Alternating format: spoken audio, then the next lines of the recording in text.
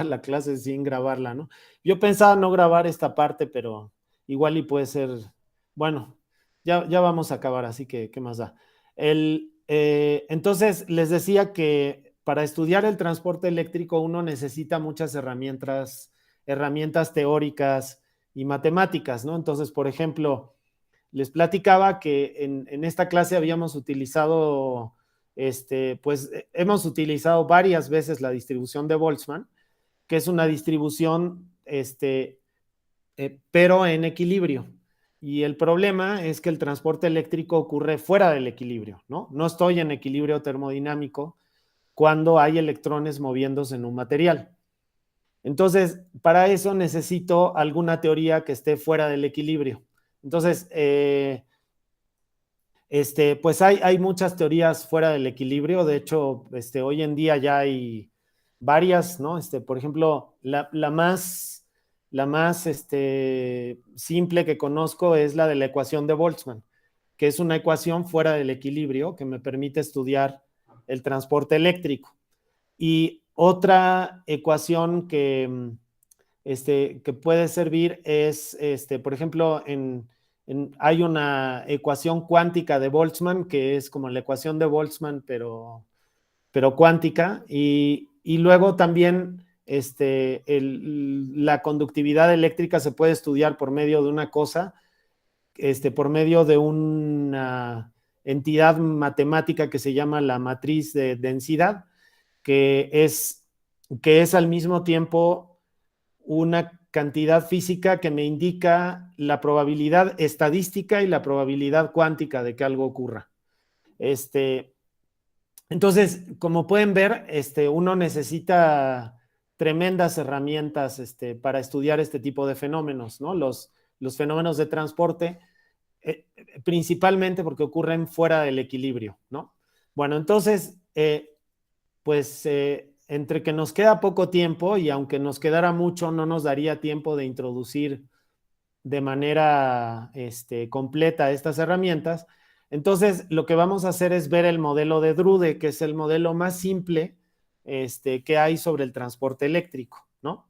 Bueno, entonces, ¿cómo funciona el transporte eléctrico? Bueno, básicamente lo que yo tengo son electrones que tienen carga negativa.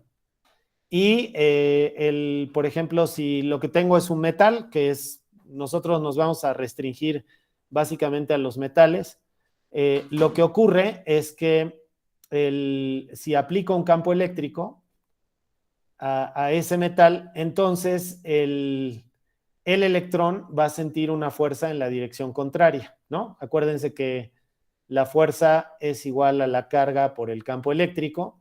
Si esta carga de aquí es menor que cero, entonces la fuerza va hacia la izquierda, ¿no?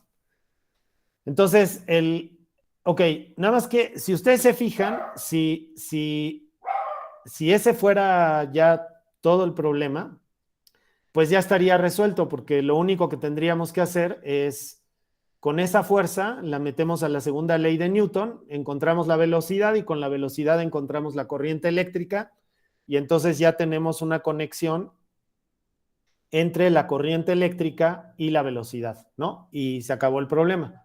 El problema es que no es tan simple. ¿Qué otras cosas actúan sobre, o sea, cuando un electrón está en movimiento en un metal, ¿con qué cosas interactúa ese electrón? ¿Con qué otras cosas ustedes saben que interactúa ese electrón? Con otros electrones. Con otros electrones, exactamente. Entonces, ese electrón está, está moviéndose por el material y en ese mismo material hay otros electrones libres, ¿no? ¿Y cómo interactúan esos electrones entre sí?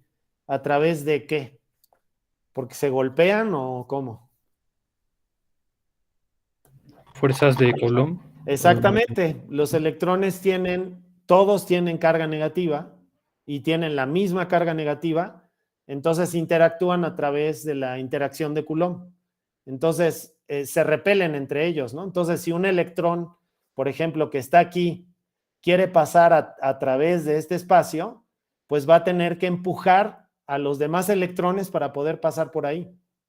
Y eso le va a quitar energía, ¿no? Entonces, va a perder energía y los otros electrones van a ganar un poquito de energía si ese electrón es el único que se mueve, ¿no? Pero en realidad, todos se están moviendo y todos están intercambiando energía y todos están intercambiando momento lineal.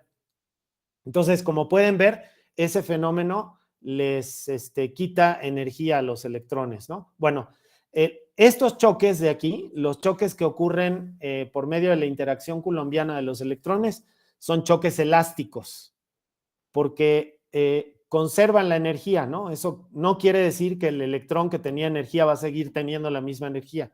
Lo que quiere decir es que la energía en ese choque se va a conservar, o sea que los demás electrones van a, o sea, si hay un choque, por ejemplo, entre dos electrones, entre ellos dos, la energía va a ser constante, ¿no? Bueno, ¿con qué otra cosa interactúan los electrones cuando están en la red cristalina del metal, por ejemplo, o del semiconductor? Podría ser con campos moleculares, profe, ya sea con magnético. Con el campo magnético lo vamos a ver más adelante cuando veamos el efecto Hall, que también es otra cosa que podemos ver.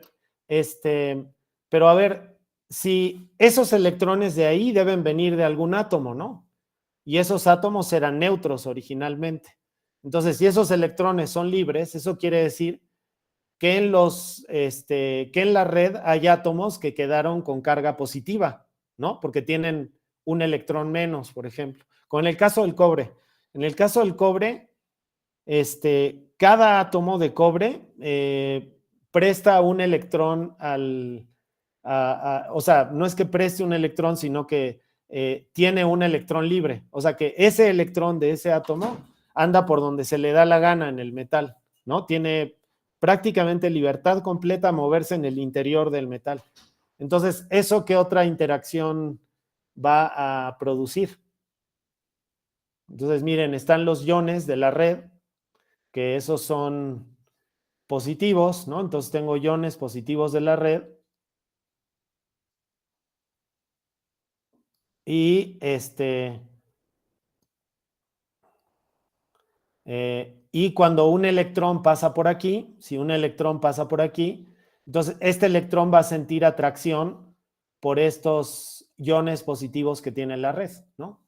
Entonces, cuando un electrón pase por ahí, va a mover a dos iones de la red y por eso va a perder energía también, ¿no? Porque la energía la energía cinética que originalmente tenía el electrón, ahora esos dos iones se la quedaron, ¿no?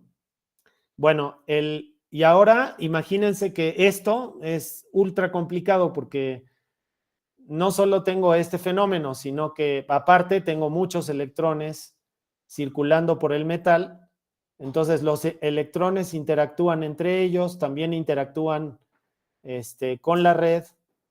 Y entonces lo que ocurre es que los electrones también pueden interactuar entre ellos a través de la red. O sea que, por ejemplo,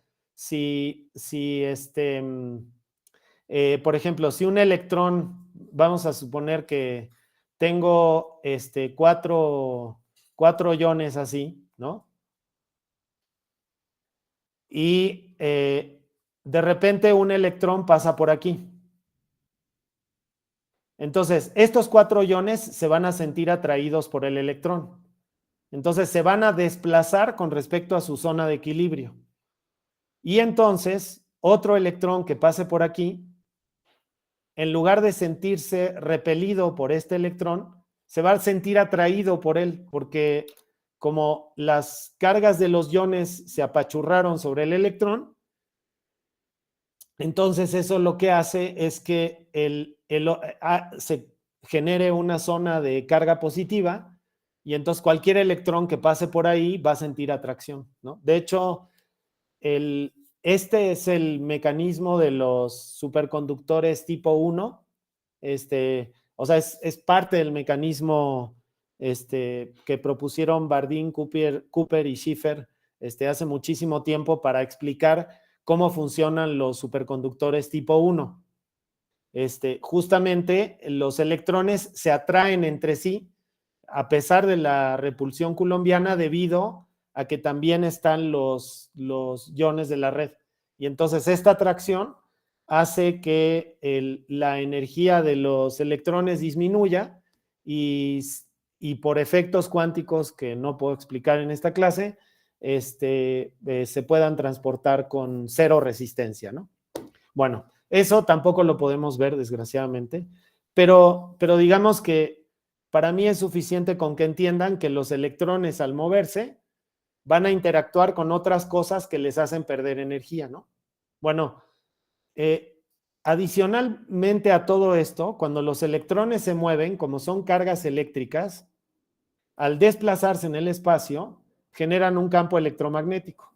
Y al generar ese campo electromagnético, pues ustedes saben de la clase de electromagnetismo, que el campo electromagnético tiene una densidad de energía, ¿no? ¿Se acuerdan que era la densidad de energía del campo eléctrico era un medio de D.E y la densidad de energía magnética, esta es la eléctrica, y la magnética era un medio de H.B. Y estas energías, o sea, al generar un campo eléctrico,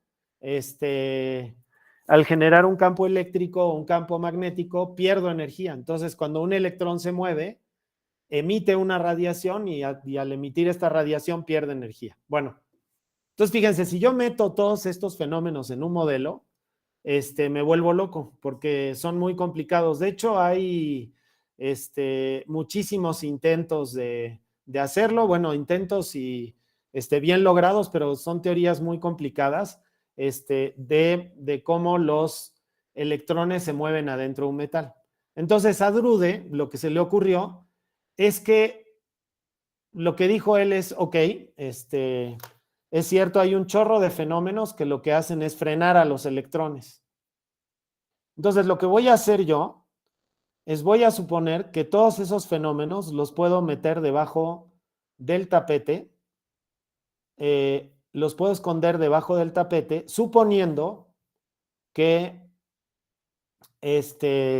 los electrones al moverse en un metal experimentan una fuerza disipativa, donde esa fuerza disipativa es el resultado de haber interactuado con un montón de cosas, ¿no? ¿Y quién sabe cuál es la naturaleza particular de cada uno de esos fenómenos? Yo voy a suponer que los electrones experimentan una fuerza que es igual a menos la masa del electrón entre un tiempo, que ahorita vamos a ver qué quiere decir, entre un tiempo tau por la velocidad. Entonces, si se fijan, cuanto más rápido va el electrón, más mayor es la fuerza que experimenta en contra ese electrón, en contra de su movimiento, ¿no? Bueno, entonces, Drude dijo eso y de hecho este es un modelo que se utiliza para un montón de cosas, incluso actualmente. Entonces, lo que puedo hacer es escribir la segunda ley de Newton para un electrón. Entonces, pues voy a hacer eso. Entonces, la segunda ley de Newton para un electrón dice que la masa por la aceleración, entonces tengo la masa por la derivada, bueno, vamos a ponerlo así, masa por aceleración es igual a la suma de las fuerzas que actúan sobre ese electrón. Entonces, en primer lugar, lo que tengo es la fuerza que el campo eléctrico hace sobre el electrón. Entonces, pues recuerden ustedes que el campo eléctrico por la carga me da la fuerza que experimenta una carga en un campo eléctrico.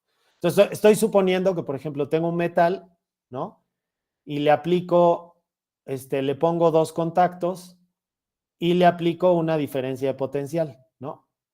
Entonces, el campo eléctrico que tengo aquí en medio, acuérdense que va básicamente como B sobre D, ¿no? Es casi como si fuera el campo eléctrico en un capacitor. Entonces, entonces, este es el campo eléctrico que tengo aquí, ¿no? Es el campo eléctrico que tengo adentro del metal que produce esa que va a producir una cierta corriente eléctrica. Bueno, entonces, en primer lugar, el campo eléctrico hace fuerza sobre la carga y en segundo lugar, el electrón siente una fuerza disipativa que proviene de todas sus, o sea, que tiene muchas contribuciones, ¿no? Interacción con otros electrones, interacción con los iones de la red. De hecho, el electrón interactúa con las vibraciones de la red y los cuantos de vibración de la red se llaman fonones. Entonces, a esta interacción se le llama interacción fonónica y hay, pues hay un chorro de modelos para ver cómo funciona esa interacción entre los fonones de la red y los electrones. Pero pues, como les digo, no lo podemos ver en esta clase, ¿no? Entonces, bueno, entonces lo que tenemos es esta ecuación. Bueno, recuerden ustedes que la aceleración es igual a la derivada de la velocidad con respecto al tiempo. Entonces, aquí puedo poner la derivada de la velocidad con respecto al tiempo y luego puedo intentar resolver esta ecuación, que sí se puede.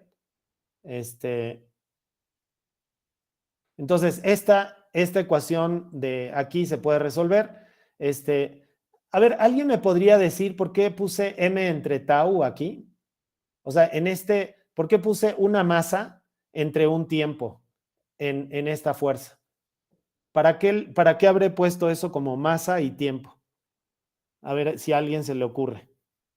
Para que queden unidades de fuerza. Para que queden unidades de fuerza, exactamente. O sea, si ustedes la velocidad la dividen entre un tiempo, les queda algo que tiene unidades de aceleración, ¿no? Y si lo multiplican por una masa, pues masa por aceleración les da algo que tiene unidades de fuerza. Exactamente. Bueno, entonces se usa la masa del electrón, obviamente, aquí. Entonces aquí pongan la masa del electrón. Esta, pues obviamente es la masa del electrón. Y este es un tiempo característico que depende del material en el que está, ¿no? Hay materiales que tienen tiempos más largos que otros, ¿no? Entonces, cuanto más corto es el tiempo de ese material, peor conductor es el material, y cuanto más largo es ese tiempo, mejor conductor es el material, porque quiere decir que o sea, que la fuerza, fíjense que si tau es muy grande, entonces esta fuerza es muy pequeña, ¿no? Entonces, si la fuerza disipativa es pequeña, entonces va a ser un muy buen conductor. Y si esa fuerza disipativa es muy grande, o sea que tau es muy pequeña, entonces ese va a ser un muy mal conductor eléctrico. Bueno, vamos a resolver esta ecuación. Entonces paso dividiendo la masa y me queda la derivada de la velocidad con respecto al tiempo igual a menos E por E entre la masa del electrón menos la velocidad entre la tau, ¿no? Bueno, entonces este tipo de, o sea, esta ecuación diferencial, pues la vieron en el curso de ecuaciones diferenciales. Es una ecuación de primer orden muy simple. Yo la voy a resolver de una manera muy particular que me gusta mucho para este problema porque me permite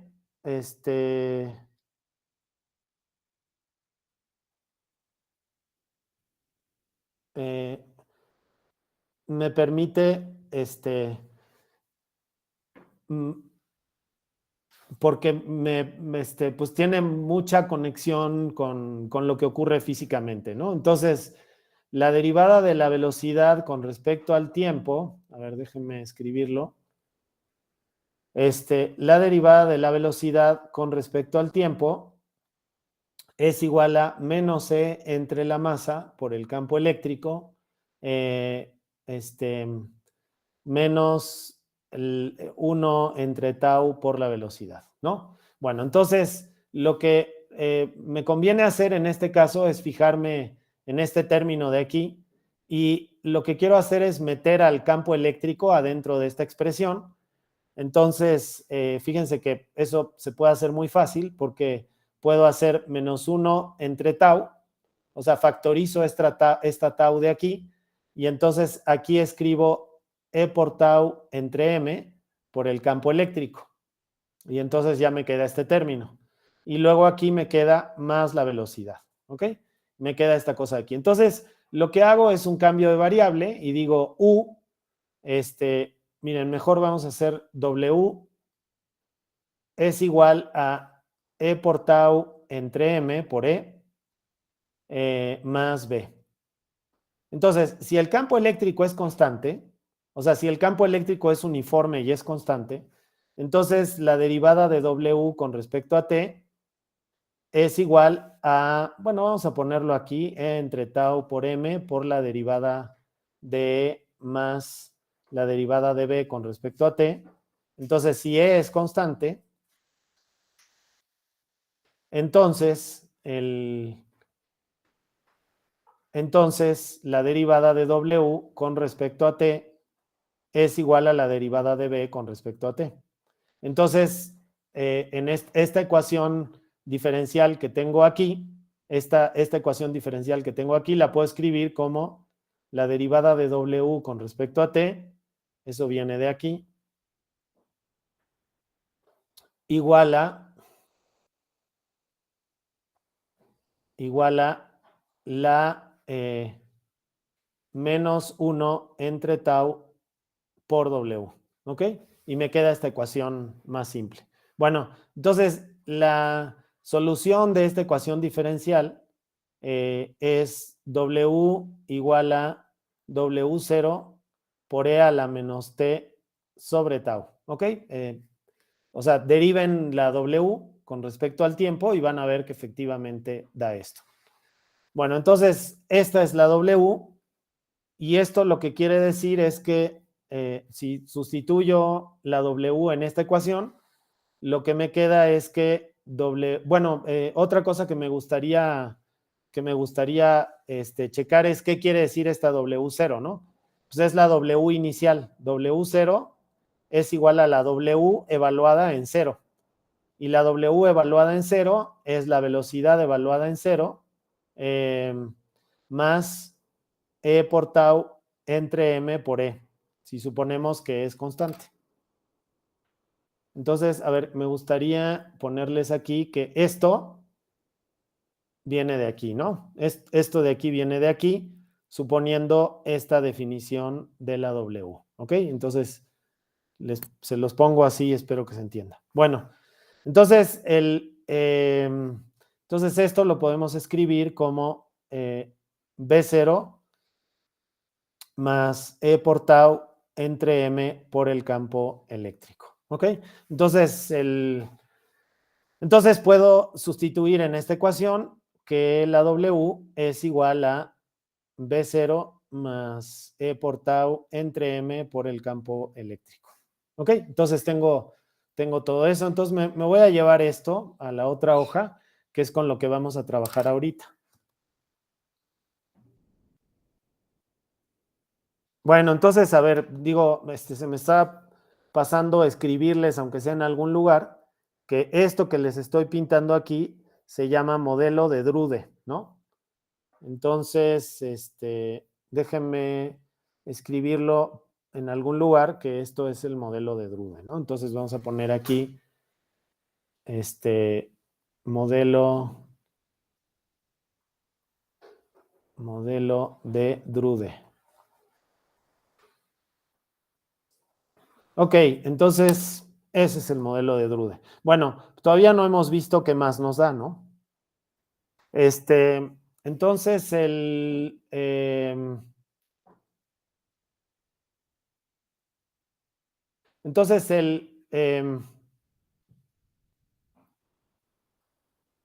entonces acuérdense que hace un momentito decíamos que tenemos todo esto. Y a ver, vamos a borrar esto.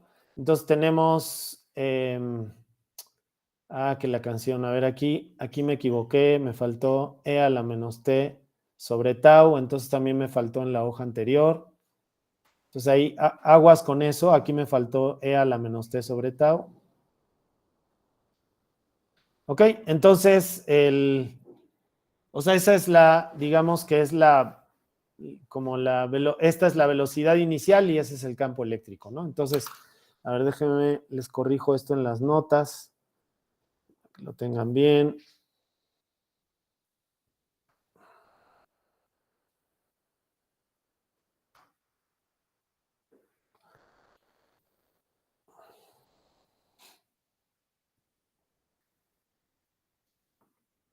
Entonces, también habíamos visto que W es E tau entre M por el campo eléctrico. Entonces, W es E tau, W es E por tau entre M por el campo eléctrico más la velocidad. Entonces, si sustituimos en esta ecuación, lo que me queda es que B más E tau entre M por el campo eléctrico es igual a B0 más E tau entre M por el campo eléctrico y todo esto por E a la menos T sobre tau, ¿no? Entonces eso quiere decir que la velocidad como función del tiempo es igual a E por tau entre M por el campo eléctrico más B0 por más E tau, bueno, lleva un signo negativo, más E tau entre M por el campo eléctrico por E a la menos T sobre tau. Bueno, entonces, pues una cosa que me doy cuenta es que si hago T igual a 0 en este problema, todo esto se hace 1, entonces, pues me da B0, ¿no? Lo pueden confirmar de aquí, que B0 es igual a B0, cuando hacen T igual a 0, obviamente, ¿no? Entonces, esta ecuación de aquí es muy importante. Entonces, fíjense que esta ecuación de aquí, lo que me dice es que vamos a suponer que en un cierto tiempo dado, las partículas se están moviendo a una cierta velocidad. O sea, en T igual a 0 yo tengo tengo un metal en T igual a 0 y tengo apagado el campo eléctrico y de repente lo prendo y al prender el campo eléctrico, las partículas se van a empezar a mover de esta manera. ¿Ok? Entonces, a ver, vamos a suponer que tengo un metal en equilibrio. Entonces, y no le estoy aplicando, porque no le estoy aplicando un campo eléctrico. Entonces, en ese caso, ¿en qué dirección irán las partículas? O sea, ¿cuál será la velocidad promedio de todas las partículas en ese caso? A ver, ¿quién me puede decir?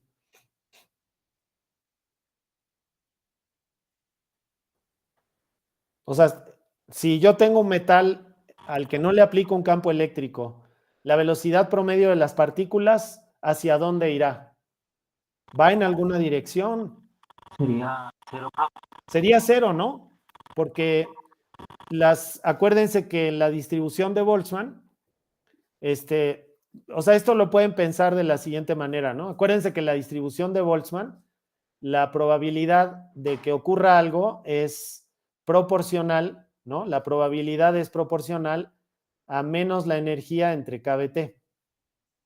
En este caso, la energía yo la puedo entender como un medio de la masa por la velocidad al cuadrado, si no hay ningún campo eléctrico actuando sobre el sistema. Entonces, la energía es un medio de la masa por la velocidad al cuadrado. Pero ustedes fíjense que aquí la velocidad está al cuadrado. Entonces, cualquier dirección va a darme signo positivo y va a tener la misma energía. O sea, que quiere decir que la distribución de velocidades va a ser la probabilidad de la distribución de las velocidades no va a tener dirección, porque sin importar qué dirección tengo, un medio de la masa por la velocidad al cuadrado me va a dar el mismo valor. Entonces, eso quiere decir que la velocidad promedio va a ser 0. Entonces, aplico un campo eléctrico. Y lo que ocurre es que, en primer lugar, aparece este término de aquí, que vale B0 por E tau entre M por el campo eléctrico, ¿no? Entonces, a ver, vamos a graficar la velocidad como función del tiempo. Entonces, a ver, ¿quién me puede decir cómo va a ser la velocidad como función del tiempo? Entonces, en T igual a 0, la velocidad vale B0. Pero a medida que pasa el tiempo, ¿qué va a ir ocurriendo?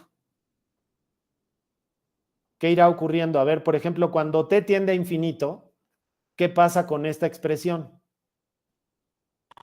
0.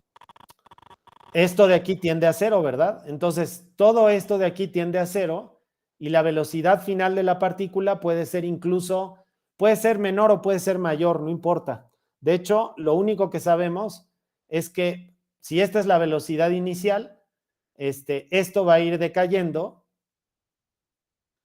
hasta que alcance un valor de saturación o que llegue a esta asíntota y entonces lo que va a ocurrir es que aquí va a alcanzar una velocidad que es menos e por tau sobre m por el campo eléctrico.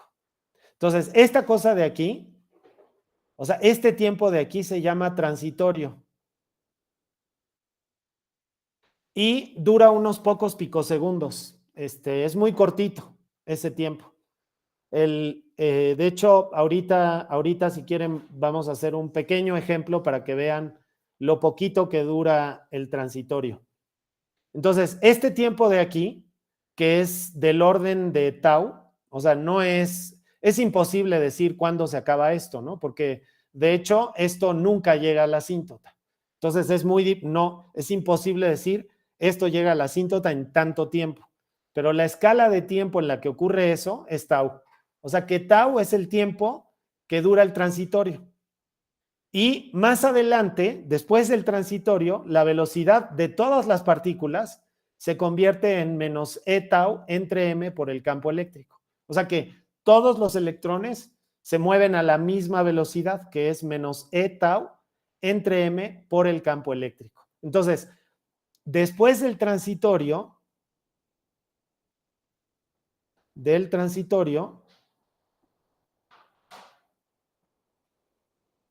la velocidad de las partículas es igual a menos e por tau entre m por el campo eléctrico. Entonces, fíjense cómo, esta ecuación de aquí es importantísima. De hecho, por ejemplo, en la industria de los materiales semiconductores, esta ecuación es importantísima. Entonces, ahorita vamos a comentar por qué. Entonces, después del transitorio, todos los electrones van a tener esta velocidad en promedio. Por supuesto que va a haber fluctuaciones, porque aunque o sea, en la realidad el fenómeno no es tan simple, ¿no? No es como que alcanzan una velocidad y ya se quedan en esa velocidad. Van chocando contra un montón de cosas, o sea que los electrones pues van haciendo un camino muy caótico, ¿no? Van haciendo un camino en donde van chocando contra un montón de cosas, pero en promedio se van moviendo todos a la misma velocidad con esta velocidad de aquí, ¿ok? Bueno, entonces, esta relación de aquí es muy importante porque lo que me dice es que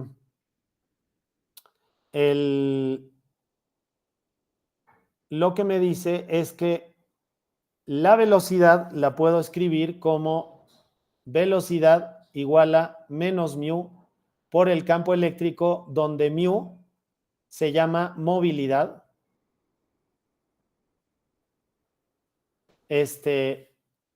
Mu se llama movilidad y es igual a e por tau sobre m. Entonces, bueno, pues tengo la movilidad, o sea, esa cantidad de ahí se llama movilidad y se les calcula a los materiales. Es una de las primeras cosas que uno le mide a un material, ¿no? Entonces, por ejemplo, si ustedes se van a la página de la Wikipedia del arsenuro de galio, que es un semiconductor al que se recurre mucho actualmente, es este de aquí, ¿no? El arsenuro de galio, van a ver que una de las primeras cosas que dice la Wikipedia es cuál es la movilidad del arsenuro de galio. Entonces, en fin, ahorita vamos a esa cantidad. Bueno, del curso de electromagnetismo, entonces, acuérdense que el transitorio dura muy poquito tiempo, ¿no? Entonces, si yo aplico un campo eléctrico, lo más probable es que ese campo eléctrico, en el 99.99% del tiempo en el que estuvo aplicado, los electrones se mueven en esta dirección, o sea, se mueven en la dirección del campo eléctrico y aparte se mueven con esta velocidad. Y el transitorio es tan cortito que ni siquiera vale la pena tomarlo en cuenta. Entonces, yo puedo suponer que la velocidad en un material es proporcional al campo eléctrico y la constante de proporcionalidad entre la velocidad y el campo eléctrico se llama movilidad, ¿ok? Entonces, una cosa curiosa de la movilidad es que o sea, la palabra movilidad en español va con B chica, pero en inglés va con B grande. Entonces, si ustedes buscan la movilidad del arsenuro de galio, la tienen que buscar con, ¿cómo se llama? Con B grande. Bueno, si ustedes ponen movilidad del arsenuro de galio, van a ver que pues ahí van a encontrar un chorro de resultados diferentes en la red. Van a encontrar valores muy distintos. ¿Por qué? A ver, ¿por qué la movilidad del arsenuro de galio? O sea, si ustedes consultan artículos sobre la movilidad del arsenuro de galio, ¿por qué va a haber tantos valores diferentes? ¿De qué dependerá que tenga valores diferentes? De la pureza. De la pureza, por ejemplo, o sea, si el arsenuro de galio es una muestra muy pura o es una muestra que tiene muchas impurezas, ¿no? Entonces, presumiblemente las impurezas lo que van a hacer es degradar la movilidad del arsenuro de galio, ¿no? Entonces, de eso depende, ¿no? Básicamente la pureza y de cómo está hecho el material, ¿no? Por ejemplo, si el material tiene muchos defectos, por ejemplo, de plano o de punto o de línea, entonces eso va a hacer que la movilidad del arsenuro de galio sea diferente, ¿no? Entonces, por eso van a encontrar diferentes valores para el arsenuro de galio. Entonces, a ver, ok, ahorita regresamos a eso. Bueno, de la clase de electromagnetismo, ustedes recordarán que la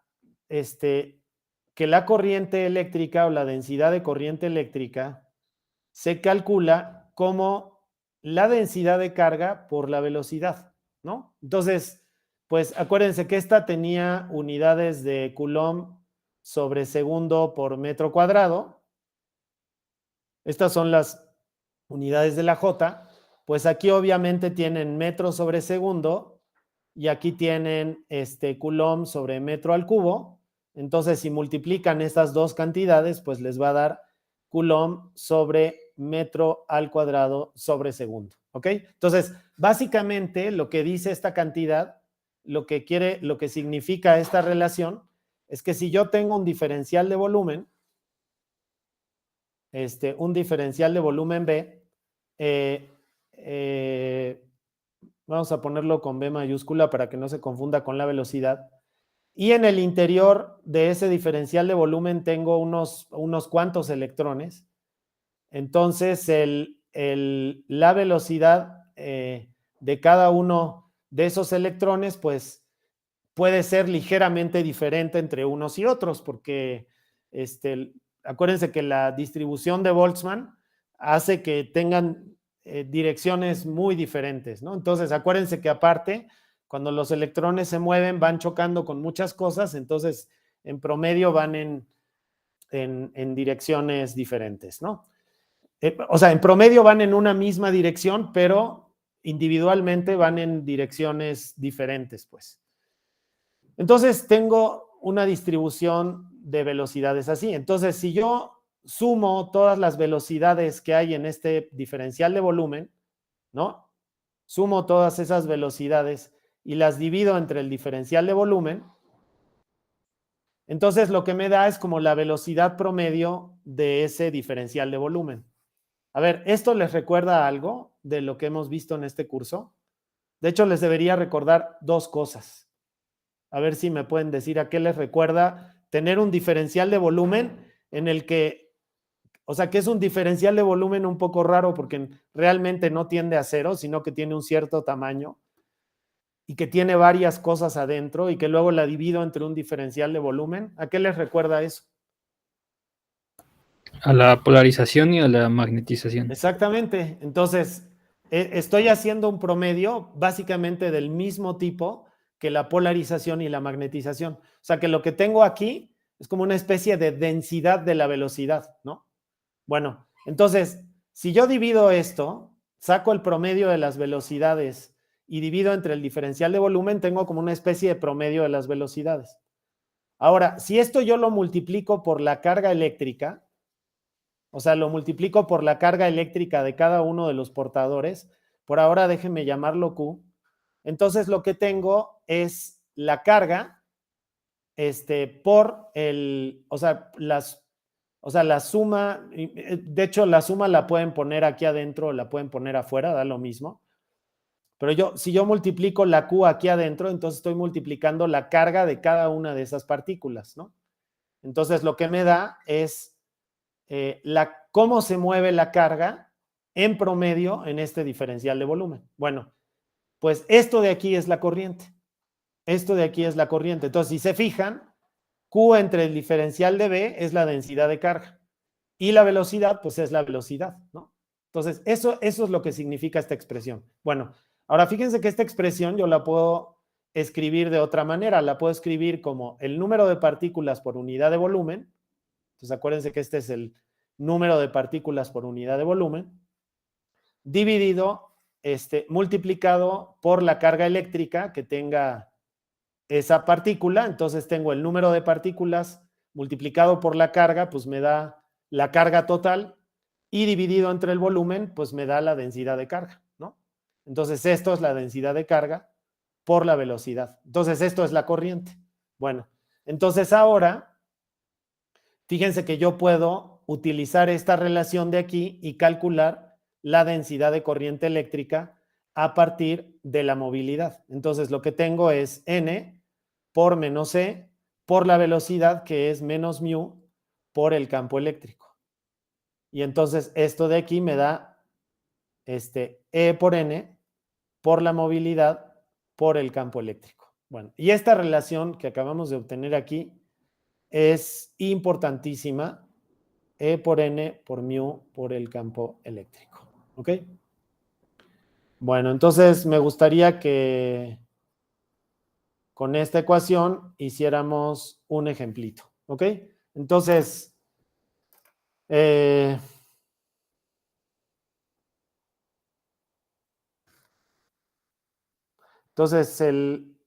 ver, déjenme ver si, es que pasa tanto tiempo entre una lámina y la otra que luego no sé, se me olvida si tomé la captura de pantalla o no. Ok, pues aparentemente sí. Ok, bueno, entonces ahora la única que me hace falta es esta de aquí. Ok, entonces, pues esa relación de ahí es muy importante. De hecho, esta relación de aquí luego es la base para otras expresiones más complicadas de la corriente eléctrica. Entonces, en fin, bueno. Entonces, vamos a hacer un ejemplo. Entonces, quiero que vean entonces, quiero que lo que quiero que hagamos es que calculemos la corriente eléctrica que experimentaría el cobre, ¿ok? Y de ahí vamos a sacar otras cantidades como la conductividad, la resistividad, vamos a sacar la resistencia de una pieza de cobre, etcétera, ¿ok? Entonces, con el ejemplo del cobre vamos a hacer varias cosas. Entonces, a ver, pero vamos a hacerlo todo juntos. Entonces, para poder calcular esta expresión que tenemos aquí, o sea, acuérdense, es J igual a carga eléctrica por el número de partículas por unidad de volumen, por la movilidad, por el campo eléctrico, ¿no? Entonces, vamos a tratar de sacar un montón de cosas de esa expresión. Bueno, entonces, lo primero que necesitamos del cobre, a ver, si quiero calcular el número de electrones por unidad de volumen, ¿qué necesito? ¿Qué me pueden decir que necesito? La densidad. Necesito la densidad del cobre, ¿verdad? La densidad másica. Entonces, necesito la densidad másica del cobre. Entonces, vamos a hacer cobre, ¿no? Ok. ¿Qué otra cosa vamos a necesitar? Masa atómica. La masa atómica, ¿no? Entonces, necesitamos la masa atómica del cobre. Bueno, ¿qué otra cosa necesitamos? El número de Avogadro. El número de Avogadro, exactamente. Entonces, el número de Avogadro, ¿cuánto era? 6.20, no, 6. Creo que es 21, ¿no? Bueno, ahorita lo confirmamos. Por 10 a la 23 partículas por mol, ¿no? 6.023. 6.023. Ah, ok. Sí, luego me hago bolas en dónde va. Es que confunde esto, ¿no? Mol. Entonces es partículas sobre mol, ¿no? Bueno, ¿qué otra cosa vamos a necesitar? La carga del electrón. La carga del electrón, entonces necesitamos la E, que es, ¿cuánto es? 1.6 por 10 a la menos 19. Menos 19 coulombs, ¿no? Entonces, bueno, ahorita confirmamos. Entonces, ahorita me gustaría que confirmáramos todos esos números. ¿Qué más? ¿Qué otra cosa necesito? La movilidad. La ¿sería? movilidad del electrón, exactamente. Entonces, necesitamos la movilidad del electrón. Bueno, y otra cosa que es muy importante es que la masa del electrón, que luego nos va a ser útil para otras cosas, fíjense que yo tomé en cuenta como que los electrones eran libres, pero en realidad no son libres. Es decir, que la energía cinética de un electrón es un medio de la masa por la velocidad al cuadrado, pero esta masa de aquí no es la masa del electrón, es una masa que tiene que ver con la estructura cristalina del material. O sea, que lo que hago es esconder el efecto de la estructura cristalina dentro de la masa. Eso se llama teoría de la masa efectiva. Se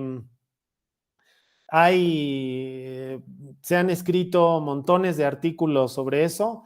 En la UAM, un experto en ese tema es Pedro Pereira, por ejemplo, que acaba de sacar un artículo en donde habla por qué la masa efectiva funciona tan bien. O sea, que uno lo que hace es calcular la masa efectiva. O sea, la masa efectiva de los electrones no es la masa del electrón, es una fracción de la masa del electrón. Vamos a ver ahorita que es menos de un décimo de la masa de un electrón, la masa efectiva del electrón. Entonces necesitamos la masa efectiva de los electrones, ¿ok? Porque véanlo de esta manera, como los electrones tienen que moverse adentro de la red cristalina, o sea, no son realmente libres, sino que experimentan colisiones con el potencial de la red cristalina. Entonces, lo que puedo hacer para poderlo seguir tratando como si fuera un electrón libre es esconder el efecto de la red adentro de la masa. Y entonces lo que me queda es una masa efectiva. Bueno, entonces necesitamos investigar todo eso, ¿no? Entonces, a ver, vamos a investigar todo eso. Entonces, me falta la masa efectiva aquí.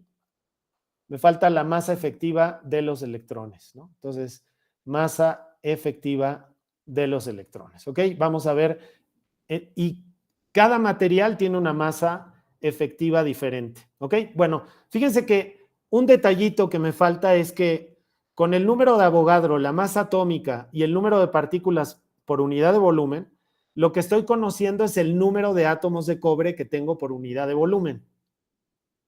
Pero el problema es que también necesito saber cuántos electrones me cede cada átomo de cobre, ¿no? Porque puede haber materiales en donde cada átomo de la red cristalina cede, por ejemplo, 2 electrones.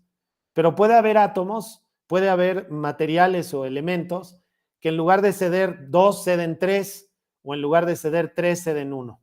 Bueno, en el caso de, y eso tiene que ver con la estructura de bandas del material en parte. Entonces, el cobre, el cobre solamente tiene un electrón por átomo participando en la banda de conducción. Entonces, eso quiere decir que nada más tengo un electrón por cada átomo de cobre. Eso quiere decir que si yo hago densidad, o sea, que si yo calculo esta cantidad, ¿se acuerdan que la calculábamos como N? En el caso de los otros materiales, pues no había que pensar cuántos electrones libres había, ¿no? Porque lo que me interesaba realmente era cuántos átomos había por unidad de volumen. Pero aquí lo que me interesa es cuántos electrones hay por unidad de volumen, que es diferente, ¿no? Entonces es N, en este caso, lo puedo calcular como la densidad del material, ¿no? La densidad másica del material entre entre la masa atómica del cobre por el número de Avogadro. Y como por cada uno de estos átomos de cobre que hay por unidad de volumen, tengo un electrón libre, entonces eso quiere decir que N lo puedo dejar así, ¿no? Si tuviera 2 electrones libres por cada uno de esos átomos del material, entonces tendría que poner un 2 aquí. Y si hubiera 3 electrones libres, pues tendría que multiplicar por 3. Porque en realidad, es el número de átomos por unidad de volumen, ¿no? Entonces, eso lo tengo que multiplicar por el número de electrones con el que contribuyen cada uno de los átomos que tengo en la red cristalina. Bueno, en el caso del cobre es uno solo. Entonces, vamos a poner un 1. Entonces, aquí ponemos cada átomo de cobre, bueno, ponemos completa la palabra, de cobre contribuye con un electrón. Ok, y entonces con esto más o menos ya tenemos una idea de cómo funciona la N. Bueno, entonces ahora lo que tenemos que hacer es investigar todas esas cantidades. Entonces, a ver, necesito que me ayuden a investigarlas. Vamos a investigarlas entre todos. Entonces, necesito la movilidad del cobre. Entonces, pues pueden poner, por ejemplo, CU Mobility en la CU Electron Mobility, por ejemplo. A ver, ¿quién me puede decir cuál es cuánto es la movilidad del cobre, más o menos? Si la buscan, miren, búsquenla así. A ver, se los voy a poner en el chat.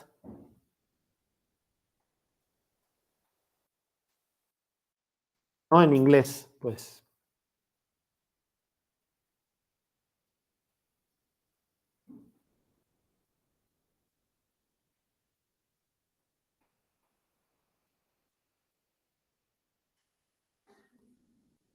A ver, ¿quién me dice más o menos cuánto es?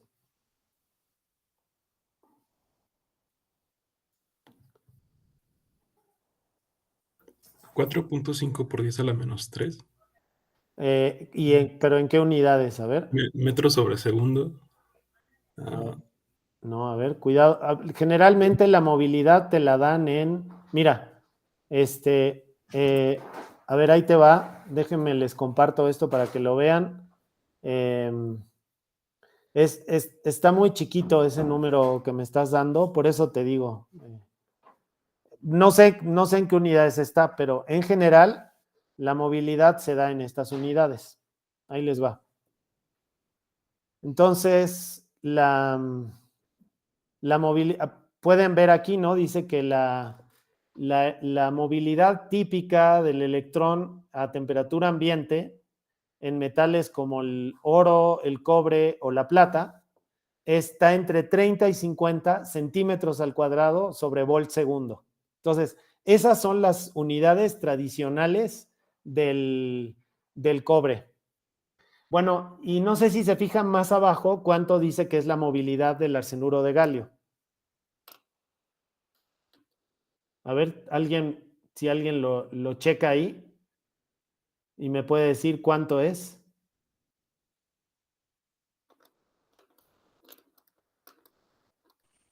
10.000 centímetros cuadrados Ajá, sobre volt por segundo. exactamente. Dice ahí que está entre 4.000 y 10.000 centímetros cuadrados sobre volt segundo. O sea que por eso es que el arsenuro de galio es un semiconductor al que se recurre tanto actualmente, ¿no? Porque tiene tremenda movilidad. Como tiene mucha movilidad, tiene poca resistencia.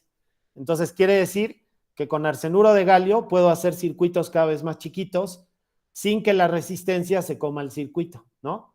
O sea, ya ven ustedes que si hago el circuito muy chiquito, la resistencia se hace muy grande y entonces eso hace que los circuitos se calienten mucho, ¿no? Y por eso los procesadores de las computadoras modernas se calientan tanto, porque los circuitos son súper chiquititos. Bueno, ahorita vamos a llegar a eso. Bueno, entonces entonces la movilidad, ¿qué les parece si ponemos un valor intermedio? Digamos que la movilidad va a ser 40, bueno, supongo que los demás ya me están investigando las otras cantidades, ¿no? Entonces, la movilidad es 40 centímetros al cuadrado sobre volt por segundo, ¿no? Esa es una cantidad típica para la movilidad. Bueno, ¿qué más me pueden decir del cobre entonces? A ver, ¿qué otras cosas necesito? La densidad es Ajá, de 8.960 kilogramos ajá. por metro cúbico. 8.960 kilogramos por metro cúbico. Sí. 8.960 kilogramos por metro cúbico. A ver, fíjate, yo aquí tengo, yo la que, nada más para checar, es 8.96. A ver, vamos a ver si son iguales. 8.96 gramos sobre centímetro cúbico, ¿no? Entonces, es 8.96 por 10 a la menos 3 kilogramos entre 0.01 metro al cubo, ¿no? Entonces es 1 por 10 a la menos 2. Entonces tengo 10 a la menos 6 en el denominador, 10 a la 6 en el numerador y por eso te da 8.960, ¿no? Muy bien, perfecto. Entonces ya tenemos la densidad del cobre. ¿Cuál es la masa atómica del cobre? Entonces, las masas atómicas, lo más fácil de todo es buscarlas en la Wikipedia. Entonces, es 63.546. Entonces, 63.546. Entonces, esto es gramos sobre mol, ¿no? Que son esas unidades que se llaman US, pero digamos que podemos pensar que son gramos sobre mol. Bueno, y nos falta la masa efectiva del cobre, ¿no? Entonces vamos a buscar. Entonces, acuérdense, para cosas de este tipo, pues ya de plano, inglés.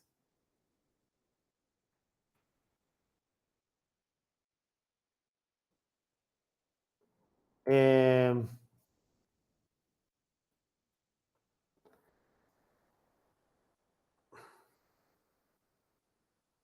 a ver si alguien ya lo encontró y me puede decir cuánto es la masa efectiva del cobre.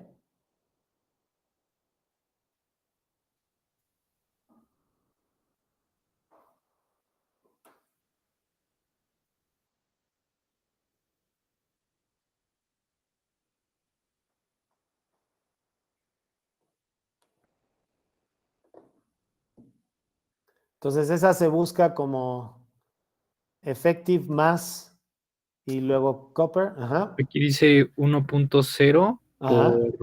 por M0, algo así. Donde M0, ¿qué sería?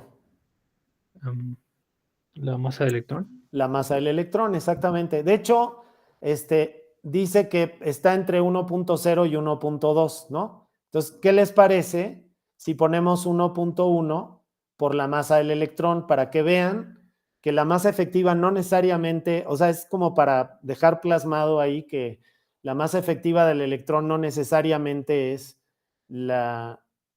exactamente la masa del electrón. De hecho, me gustaría que buscaran cuál es la masa efectiva del arsenuro de galio. A ver. Y a ver cuánto les dice ahí que es.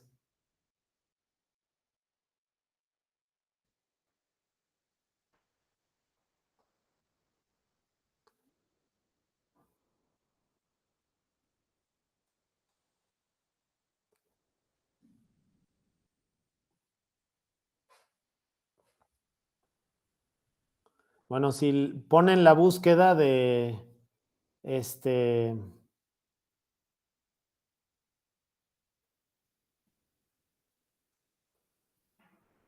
a ver cuánto es la masa efectiva del arsenuro de galio. A mí me salió de 0.063 por Exacto. MC. Exactamente, la masa del arsenuro de galio, la más común que se utiliza es 0.063 por la masa del electrón. O sea que, si se fijan, no tiene nada que ver con la masa del electrón. Esa es otra cosa que hace tan atractivo al arsenuro de galio, que la masa efectiva del electrón es súper chiquitita, es menos de un décimo de la masa del electrón. Entonces, por eso lo hace tan atractivo. En cambio, el cobre, que es un metal, tiene una masa efectiva mucho más grande, es como pues del orden de la masa del electrón, ¿no? Bueno, entonces vamos a calcular cosas con esto. Entonces, vamos a calcular, vamos a empezar por calcular la corriente, vamos a calcular todo este número de aquí. Entonces me queda E por N por mu, ¿ok? Todo ese número de ahí lo quiero calcular. Entonces, pues esto es igual a, bueno, vamos a calcular primero que nada la N, vamos a calcularla por separada, ¿no? Entonces, por separado, la N es la densidad másica por el número de Avogadro entre la masa atómica, ¿no? Entonces, para que nos quede bonito, vamos a hacerlo 8960 kilogramos sobre metro al cubo, que es la densidad, dividido entre la masa atómica, pero vamos a pasarla a kilogramos, entonces es 0.063546 kilogramos sobre mol, y el número de Avogadro es 6.023 por 10 a la 23 partículas sobre mol. Entonces, ¿cuánto les da la N si hacen ese cálculo?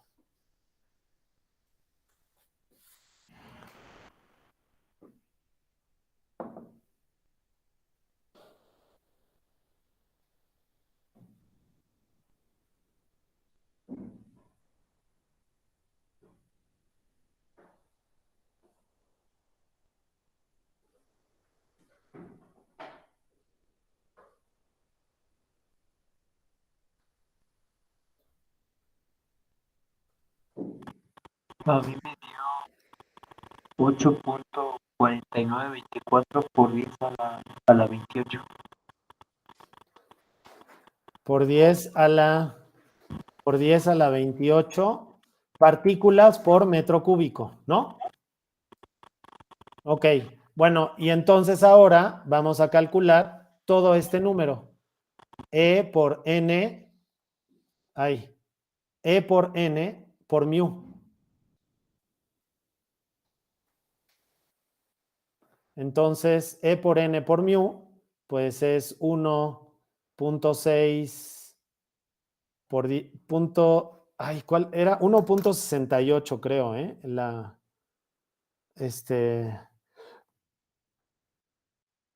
No sé por qué puse 1.60, discúlpenme. Aquí es 1.60, ¿ok?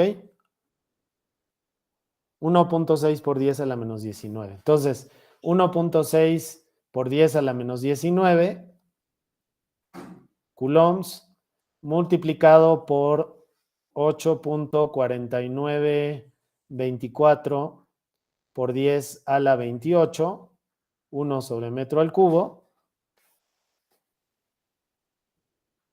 Y ¿qué me falta? La movilidad, que es 40 centímetros al cuadrado sobre volt segundo, ¿no? Entonces, pues hay que ponerlo en unidades correctas, que es 40 centímetros al cuadrado, pues es 1 por 10 a la menos 2 metros al cuadrado sobre volt segundo, ¿no?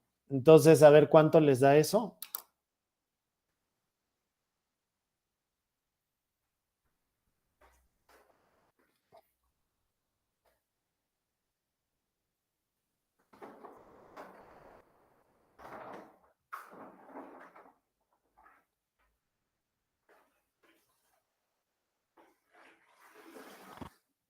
A mí me dio 5.4351 Ajá. por 10. A ver, espérame tantito. Ahorita, entonces, esto, perdón, otra vez, ¿cuánto te dio? Ay, no, espérame. Ya, igual a 5.4351 5.4351 por 10 a la 11. por 10 a la 11. Bueno, ¿y qué unidades tiene esta cosa de aquí? Que todavía no sabemos qué es. A ver, tiene Coulomb, vamos a hacerlo aquí abajo. Coulomb sobre metro al cubo, ¿no? Aquí. Coulomb y metro al cubo. Luego, metro al cuadrado en el numerador. Y aquí en el denominador, volt por segundo. Entonces, me queda Coulomb por sobre metro, volt por segundo. ¿Ok? Coulomb sobre metro, volt por segundo. Entonces, esa cantidad de ahí que me salió es muy importante.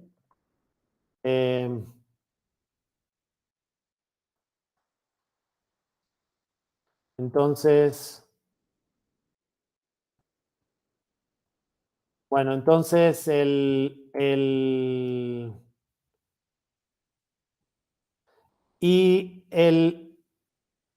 la conductividad en que, a ver, todavía no lo hemos mencionado, bueno, pero ahorita se los platico. Bueno, resulta que esta cantidad de aquí, recuerden que J era igual a E por N por mu, ¿ok? Por el campo eléctrico. Entonces, esta cantidad de aquí, lo que me dice es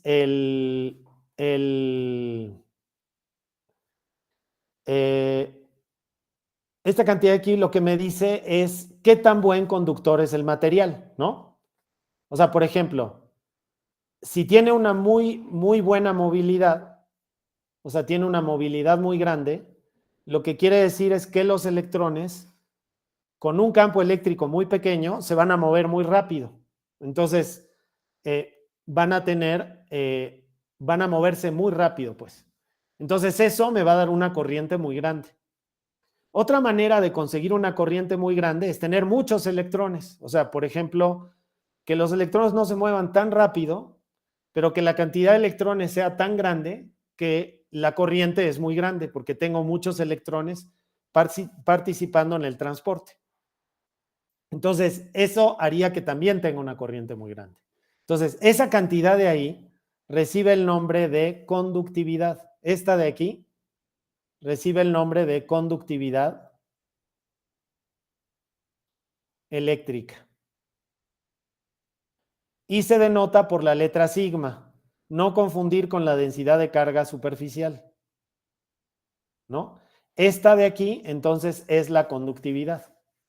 Bueno, y la resistividad, que es lo contrario, o sea, si tengo un material que tiene una resistividad muy grande, quiere decir que la conductividad es muy baja, ¿no? O sea, que es un material que tiene muy pobre transporte de electrones, ya sea porque se mueven muy lento o porque son muy pocos. Bueno, entonces la resistividad se denota por el inverso. Bueno, se usa la letra ρ para la resistividad y se denota, bueno, se denota por la letra ρ ahí, pues, y es el inverso de la conductividad, ¿ok? Entonces, fíjense que o sea, que ya sea que esta ecuación la escriben en términos de la conductividad o la escriben en términos de la resistividad, ¿no? Bueno, la forma más común de escribir la resistividad es así. ¿Ok? Poner la resistividad aquí.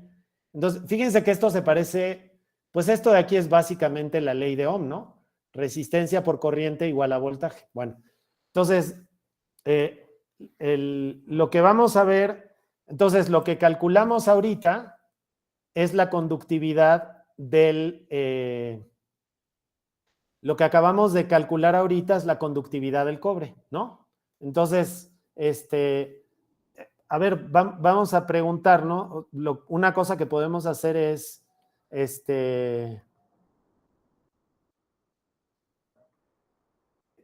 podemos preguntarnos cuánto es la conductividad del cobre, ¿no? Entonces, a ver si alguien la puede investigar rápidamente y me puede decir qué es lo que les da la conductividad del cobre. Profe, nada más que ayer era por 10 a las 7, me parece. Sí, 10 a la 11 está gigantesco. Creo que le faltó elevar al cuadrado el de 1 por 10 a la menos Es 2. -4, ¿verdad? Ok. Bueno, a ver, entonces, ¿alguien investigó la conductividad del cobre?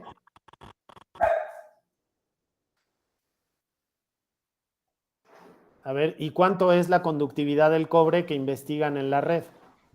Es de 58.108 por 10 a Ajá. la 6.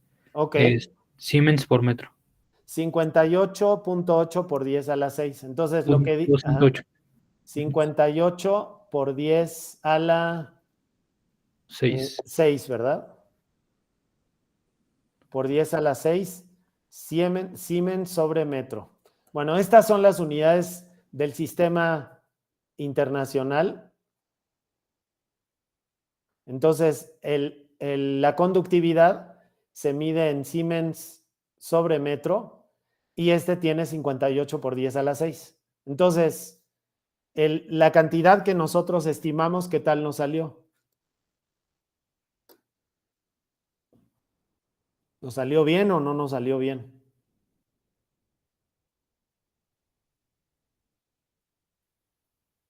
¿Quién me puede decir? Les recuerdo, los Siemens son la unidad del Siemens sobre metro, es la unidad del Sistema Internacional para la Conductividad. Pues bien, ¿no, profe? Porque Salió perfecto, ¿no? 54.35 por 10 a la 6. Bueno, entonces, como pueden ver, el modelo de Drude es muy efectivo, ¿no? Bueno, antes se me estaba pasando que con los 4 minutos que me quedan, quiero hacer otra cosa. Entonces, fíjense que, por ejemplo, una cosa que yo me puedo preguntar es ¿cuánto tiempo dura el transitorio del cobre? O sea, ¿qué tanto tiempo dura el transitorio del cobre? ¿Se acuerdan el tiempo que le toma a los electrones estabilizarse con el campo eléctrico, ¿no? ¿De dónde lo puedo sacar? El tiempo ese que dura el transitorio. O sea, la tau, ¿de dónde la podría sacar?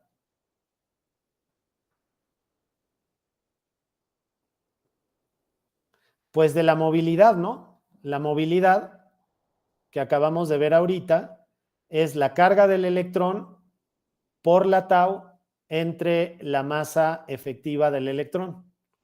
Entonces, como esta la tengo, puedo calcular el tiempo que le toma al electrón estabilizarse. Entonces, fíjense que la tau es igual a mu por me entre la carga del electrón. Entonces, a ver, la movilidad quedamos que eran 40 centímetros al cuadrado por volt segundo. La masa del electrón, les recuerdo que era 1.1 por la masa del electrón, ¿no? Y la masa del electrón, esa, vamos a sacarla del libro porque ya se nos está acabando el tiempo. Entonces, la masa del electrón es 9.11 por 10 a la menos 31 kilogramos. Y la carga del electrón era 1.6 por 10 a la menos 19 coulombs. Entonces, a ver, quiero que me digan cuánto me da este número. Entonces, acuérdense que aquí tienen que hacer 1 por 10 a la menos 2 metros, y esto va al cuadrado, sobre volt segundo, y aquí, bueno, todo lo demás tal cual, ¿no? 1.1 por 9.11 por 10 a la menos 31 kilogramos, entre 1.6 por 10 a la menos 19 coulombs. Entonces, a ver, ¿cuánto les da eso? Medio de 2.5 por 10 a la menos 14. ¿Cuánto, perdón? 2.5 por 10 a la menos 14. Y las unidades, a ver, vamos a hacer las unidades. Entonces, arriba tengo metro al cuadrado, ¿ok? Aquí. Luego tengo kilogramo, después. Y luego tengo volt por coulomb por segundo, ¿ok? Entonces, metro al cuadrado por kilogramo. Entonces, fíjense que volt por coulomb, ¿qué me da? ¿Quién me puede decir? Volt por coulomb, ¿qué da? Joule. Joule, exactamente. Entonces tenemos kilogramo por metro cuadrado sobre segundo al cuadrado, ¿no? Usando este segundo de aquí, pero multiplico por otro segundo afuera para agregar el que me faltaba sobre Joule.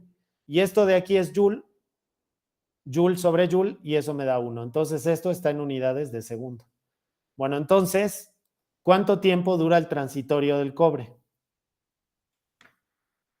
Vamos a ponerlo en picosegundos.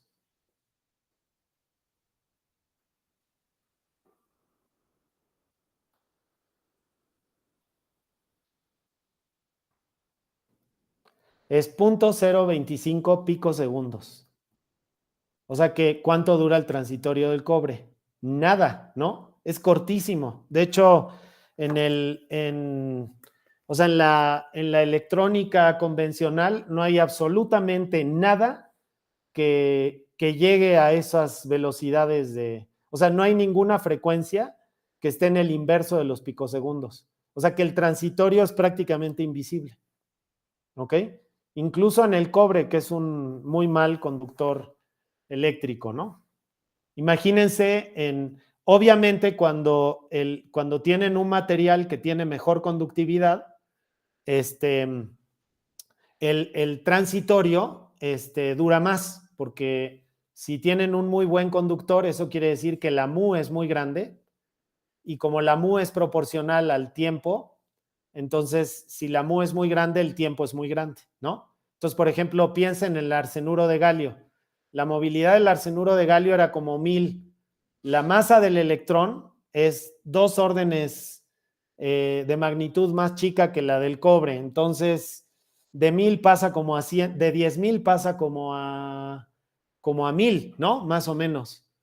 Y entre la carga del electrón, que es la misma, pues me da un número gigantesco, ¿no? O sea que me da un número más grande para el tiempo del transitorio de los electrones en el arsenuro de galio. ¿Ok? Bueno, pues con eso lo dejamos ahí, y pues fíjense cómo